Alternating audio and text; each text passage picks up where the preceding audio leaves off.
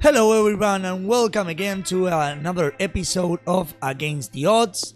Today we are gonna talk about different franchising systems in League of Legends esports around the world. If at the end of the video you like the content you have seen here, please subscribe clicking in the button below or in the photo at the end of the video. There is a general objective behind franchising systems in League of Legends esports. That is generating profitable leagues, as the systems are applied to different contexts regarding countries, cultures, languages, and other factors. It is really important to note the context where these franchise leagues are applied. We will start with North America. North America has now in place the franchise system that is culturally known in other esports in North America, mainly in the NFL or American Football League. The objective of this North America franchising system is mainly revenue oriented. This is because of the business culture that is in the United States and the positive prospect that North American companies have over esports and esports entertainment.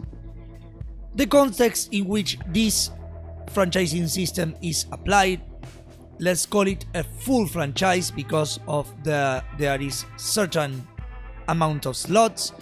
If you want to buy a slot to participate in the league, you have one of two options. One, to buy the slot from a brand that is already established in the league. The other option is to buy a new spot that has to be approved from the other members of the league. The revenue is shared, in this case, in thirds: 1/3 for the players, 1/3 for the organizations, 1/3 for Riot Games as the organizer. So the context in which this franchise league is applied is a context of North America that already knows the culture of these franchising systems. In the NFL, as we say, also you have like a region that is composed of two countries, North America and Canada. For the purpose of this video, we can consider both of those countries as one region. In fact, that is not too odd because the world may sees more or less like the North America and Canada regions mainly as one country for the sake of talking about North America, and also as it is one country or two countries, I correct myself, we are talking about one language that is common to both countries, that is English, that is widespread among all the two countries. Maybe in some parts of Canada, French is another language that is spoken, but mainly English is the language for both countries. So we have a unified language there. Obviously, there is a way that the league is intended to work or supposed to work, and this is based on the premise that teams applied for the franchising systems. For the franchising systems, they had a fee, and therefore established teams or new teams would come with investment from their own, investment from venture capitals that are really common to the culture of the United States and Canada, especially for the area around Silicon Valley. They would come with infrastructure improvement, they will come with branding and marketing improvements. The idea was that those teams that are gonna be part of the first division, let's say, are going to invest many resources on trying to be the best teams that they can be, and also in branding themselves and making their team and also the league known, captivating new people into League of Legends esports, and to retain and enhance their fan base. So there will be created another league that is the development league or the academy league, that also is a league that is related to how sports is developed in North America. The NBA and NFL also have these leagues, the collegiate leagues, where collegiate students can practice against each others and at the end of the year there is a scouting period where teams can gather talent. So it was thought that these academy teams and the stability of this format would serve for this organization with much more resources and much more infrastructure to develop that North American talent, and in the future they will not have the need to import players to compete in the maximum quality possible, and therefore in, let's say, any 3-year span, 5-year span, North American players will be occupying places that were occupied previously with foreign players. Sadly, because of some factors, this is not working today as it was intended. The first things that happens is that the high amount of investment that came into the optimistic view of the North American market for esports content, for esports entertainment, has created some sort of inflation in different prices, particularly in player salaries. Also, being mid to long-term investment, the organizations that are investing money in esports right now want to compete in trying to establish themselves as soon as possible, and for that it is necessary for them to import the most known players or players that had a brand attached to them. So they try to expand as fast as possible. They understand that occupying that space is the priority right now because the market is in its first steps. They would have the most benefits if they can expand rapidly all across the market. This has made that players in the first division have a huge disparity in salaries between the players that had an established brand that are recognized and the other players that are good enough to be in the league but are not stars on their own, or that they don't make efforts in developing a brand, and also has made that the Academy League is an expendable league for now. Teams are filling them because they are enforced to, and development in the Academy League is scarce, and contracts that are held in the Academy Leagues and on the team's best interests and not necessarily on the players' best interests. Although the high stability is thought to promote players from North America in the Academy Leagues, this is hardly happening, and also other teams have opted into taking already good talent into the Academy League to further enhance their brand or to have real options for substitutes that are practicing. So the upsides of the NA franchising systems are the low risk for the investment made of all the franchising system. This is the lowest risk. The league doesn't have a promotion relegation, so teams are not encouraged to be the best each and every season that passes. Organizations can think in making a not so competitive team on the first instance, or take players from the Academy League and put them to play in the first division, and still they have no risk on losing their investment. Also, another upside of this is the hugely stable environment that it generates. With this stable environment, also you are not risking many things if you put into place if you swap the academy team and the team in the first division, for instance, to give the academy players more practice, or to give the first team's players some rest, or if you want to cut off your budget, you can have a suboptimal team for the first division. The downsides of this system come in the lack of competitiveness in some cases. Because there is no promotion or relegation, the matches in the low table are meaningless in the sense of narrative. This is because as the league is not geolocated, they don't have the storytelling to associate the fan base with a certain place. Also, although we don't like it, storytelling of pain, let's say, in a cruel words, that generates from the harsh situation to be near relegations is a storytelling that is compelling for the people to support that team, to make empathy with that team, to try to give them strength to overcome that situation. And it's another storytelling that is lost because of the lack of promotion relegation and makes many uninteresting matches in the regular phase. Then we have Europe franchising system, and this franchising system is a little bit different of NA franchising system.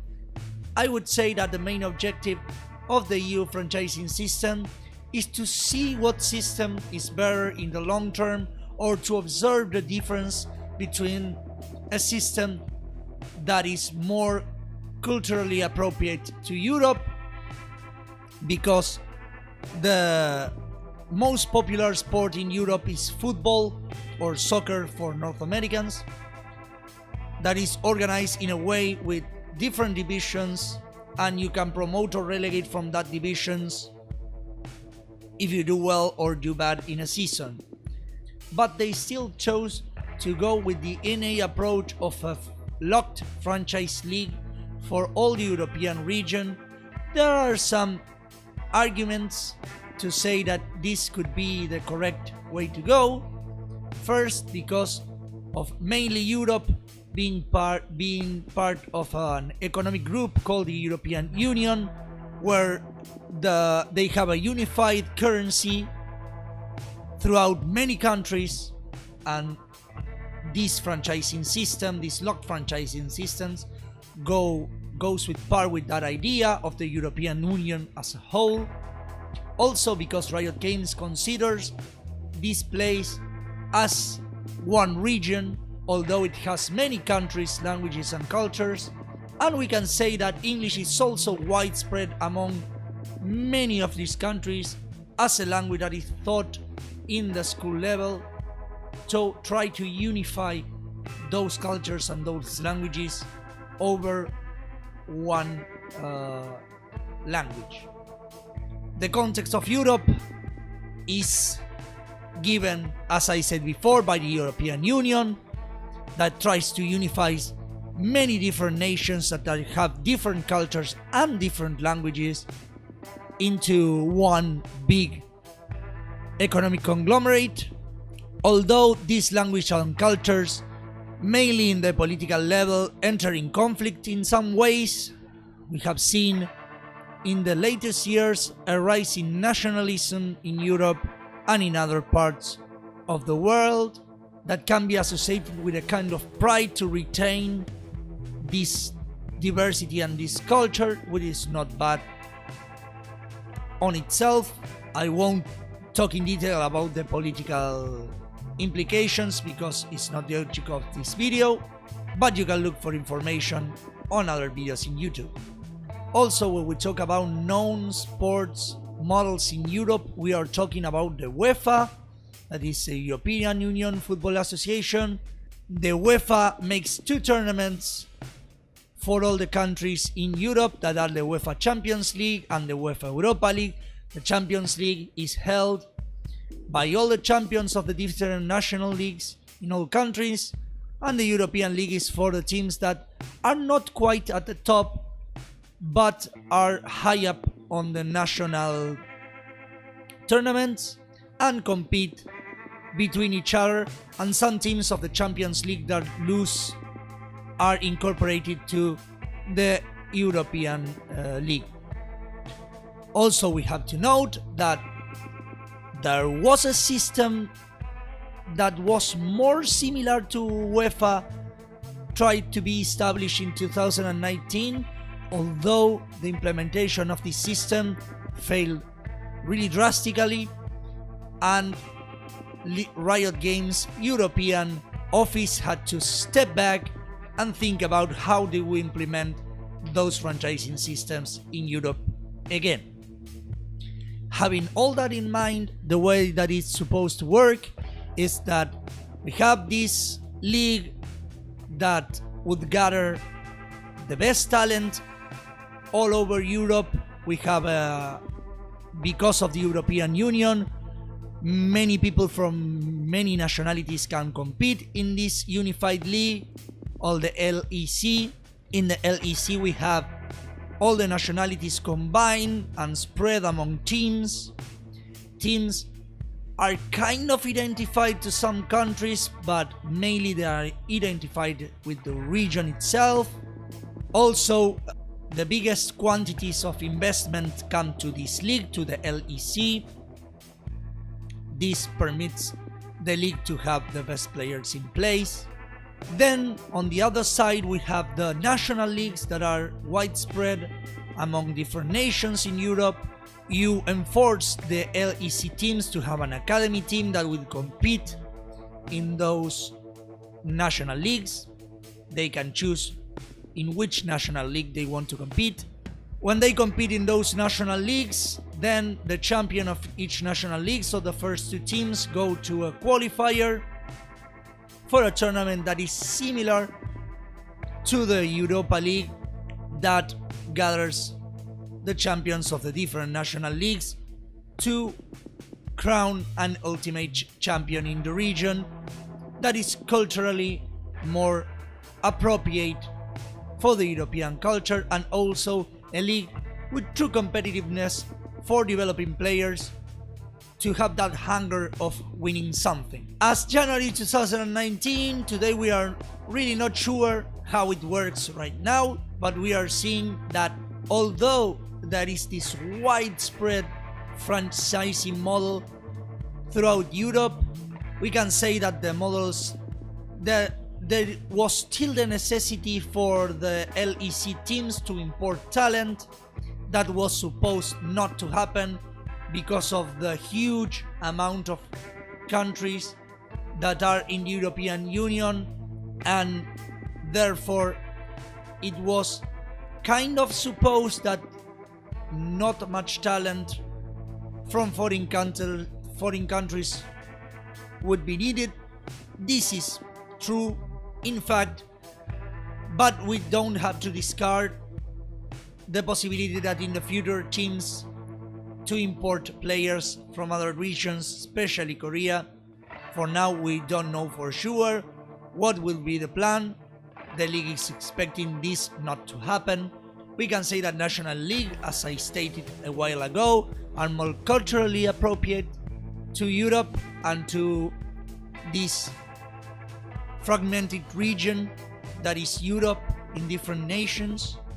Also, the sports model is more culturally appropriate to what is the UEFA Champions League, although we don't really know for a fact right now if this system will be better than the LEC or if it's good in itself. If we see last year, we cannot judge it really well because we really had only one split where the competition was held more or less among the rules that is thought to develop in the future. The championship that Mad Lions won. In the first one we had this kind of outlier in Origen that invested a ton of money in really good players and also won the tournament quite easily. It was the first one also, so outliers in the first edition can happen. My bold statement will be that the LEC is thought to be better than the European Masters in all senses throughout time, and I think that maybe in the future, if the teams that are participating in the leagues and the leagues manage really well the teams and the storytelling and the league itself, and because of the cultural similarity of the European Masters with the UEFA, I think that the European Masters can be a tournament that will be more relevant than the LEC in the future. This is a bold statement, this is my thought, but it's worth taking this angle to think about how the LEC and how the European Masters could develop to potential great products. The upsides of this mixed system would be that there is a kind of competitiveness, although the leagues are not linked. So there is meaning for players in the European Masters and in the national leagues to win their respective national competitions, to go to the European Masters and try to win there and try to be the king of Europe. There is an underestimation in terms of the hunger that comes from glory for players in League of Legends. Honor and glory is still a huge motivator for players to show their skills or to show superiority from other players, and this competitiveness is seen in the European Masters more than in the LEC, that is a safe league because it doesn't have this promotion relegation system.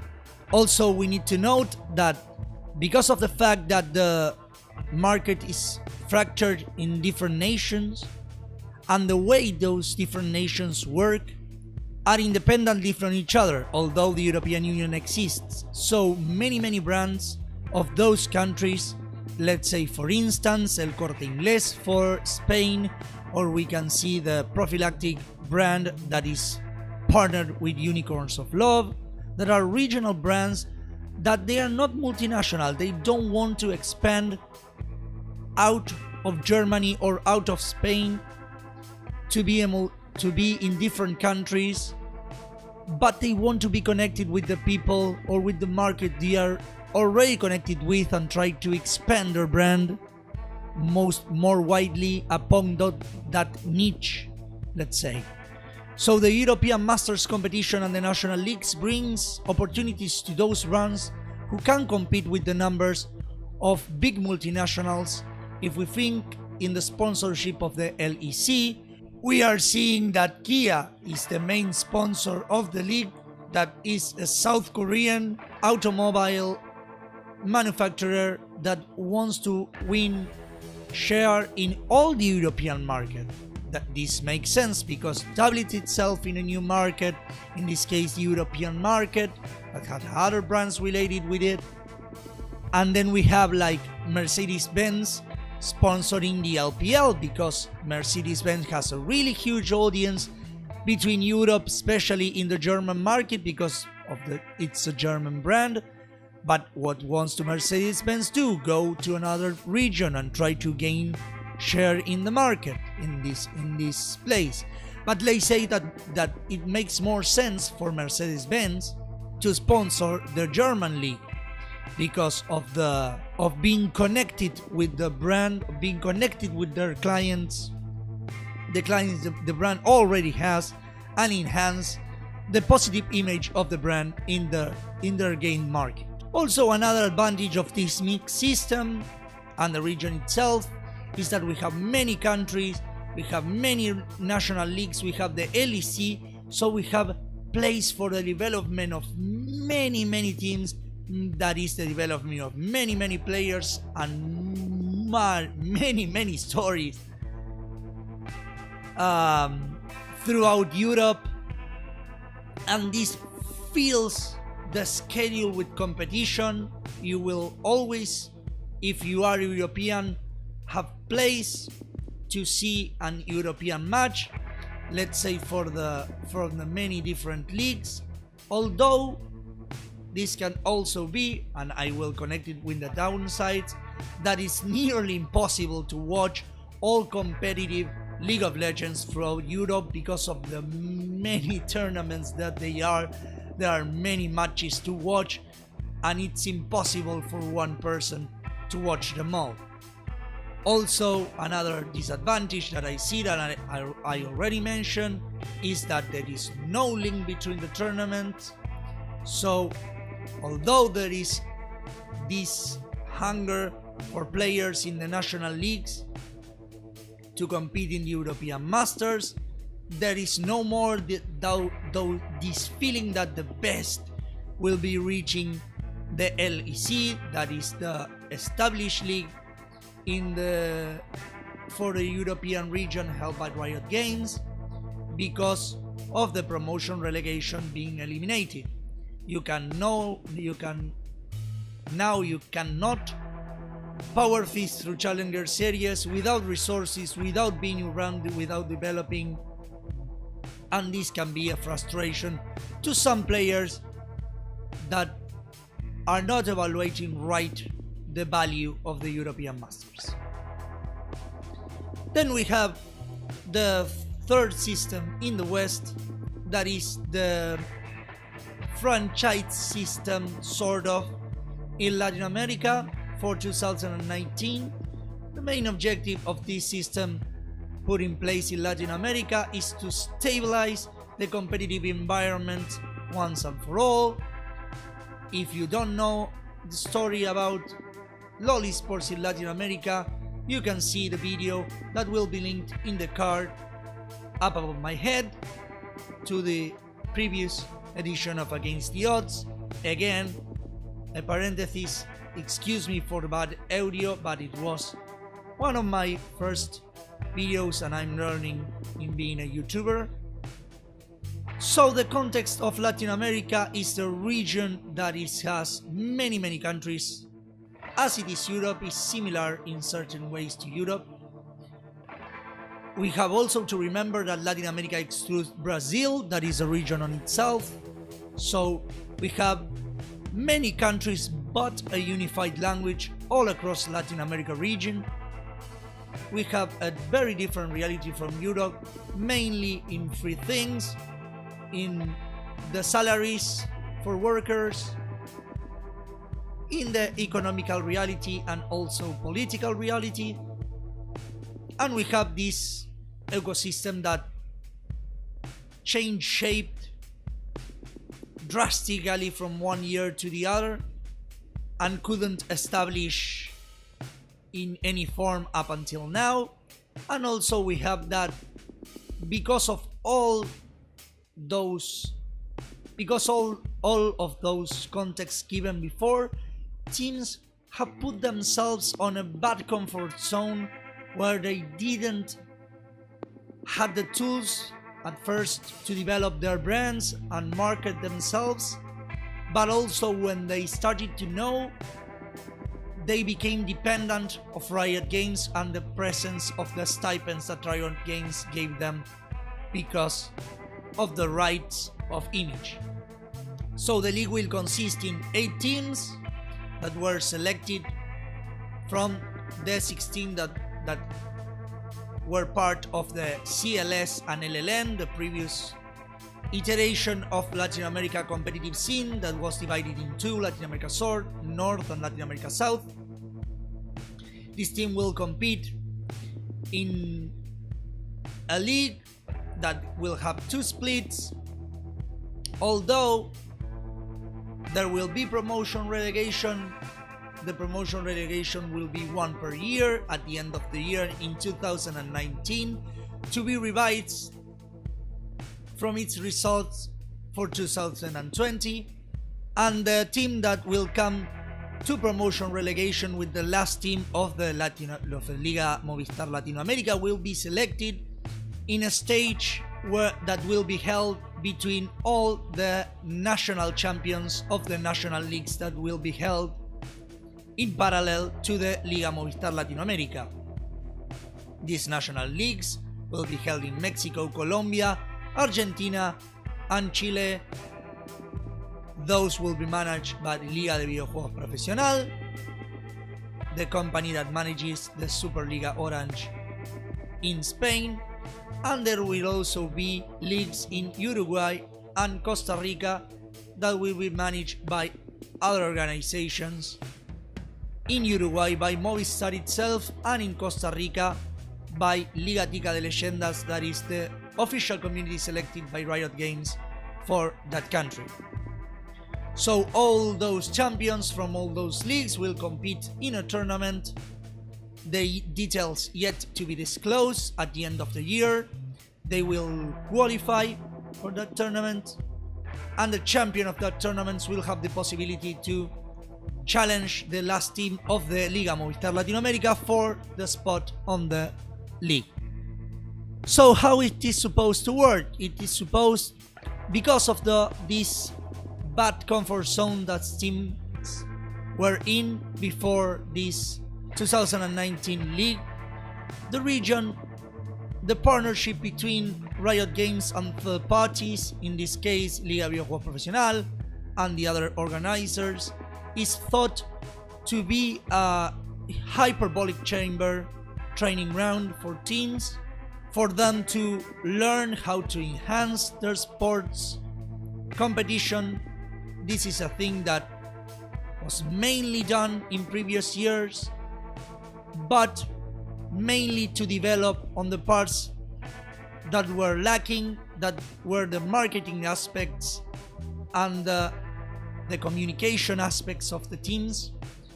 It is thought that these third parties will provide the teams that start their career on the national leagues some training, some flexing, and when they arrive to the final instance, when you get the champion that will challenge the last one of the Liga Movistar Latinoamérica, this training process will lead in a process of natural selection a team that is really prepared to enter the Liga Movistar Latinoamérica with clear thoughts on how to market itself, with a team that is competitive with the last places of the Liga Movistar Latinoamérica, that has the best players in Latin America right now, and also to enter a communication plan that spreads League of Legends to be a sustainable esport in the long term.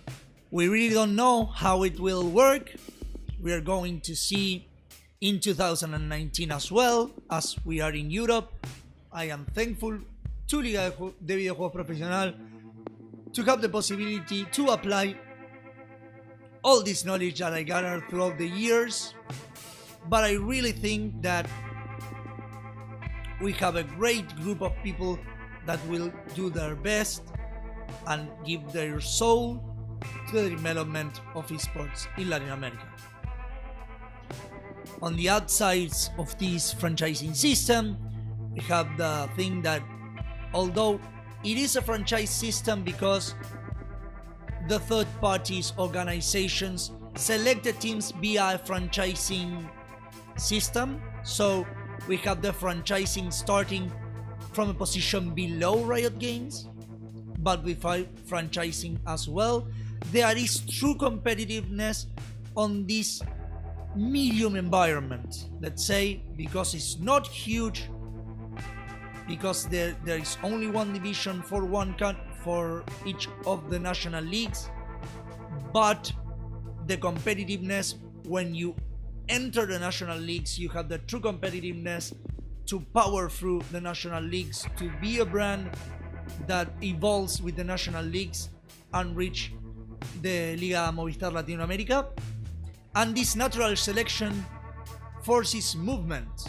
When this system was put in place by Riot Games, it was thought from the beginning that the organizations that will keep in the national leagues, that will keep in the Liga Movistar Latinoamérica, will be the organizations that really want to make this a market, that really want to make this sustainable, and the organizations that were in a bad comfort zone will wash themselves upon this process of natural selection to having to compete for the places, to compete for the opportunity to develop esports in Latin America. On the downsides of this system, at least for this first year, the difference between Liga Latinoamérica and the national leagues in terms of the level of the players is really considerable. On the one hand, because of the history of esports in Latin America, there is an overhype about playing in Liga Movistar Latinoamérica compared to playing in national leagues. Also, teams in Liga Movistar Latinoamérica have already in places gaming houses, and some are trying to move to gaming centers as the system for training. And the most of the teams in national leagues in Latin America doesn't have gaming houses. They have to train online, and it has been proven that training in a gaming house is at least 3 times more efficient than training online, although 3 times more expensive. Downside for this system is because of the connection between leagues and the history also that Latin America has in terms of their leagues, of their riot-held leagues, is that for now national leagues are seen kind of the second division and not as the most important tournament of the nation, and therefore the Liga Movistar Latinoamérica the greatest tournament of the region.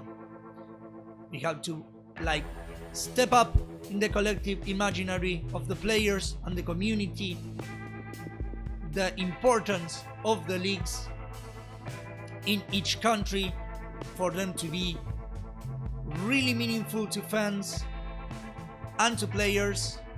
Obviously, this is a responsibility that is mainly heard with the third parties, in our case Liga Videojuegos Profesional, in the case of other organizers, Liga Tica de Leyendas and Movistar itself, and also is a responsibility to the third parties to enhance the marketing, making new brands enter this space of esports and believing this as the next entertainment of choice.